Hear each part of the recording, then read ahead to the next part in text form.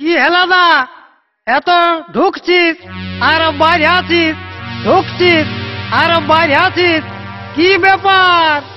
কিছু ব্যাপার নয় রে ভাই, আজকে না আমার বেহান আসবো বলেছে, বেহান।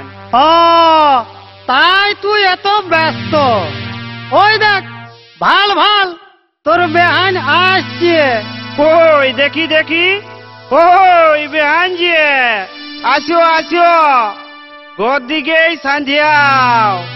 হ্যাঁ ভাবলি অনেকদিন বেহাইয়ের সাথে দেখা হয় নাই, তো একবার দেখে আসি, আর বেহাইও নাই, তাই দেখা করে আসি বেহাইকে।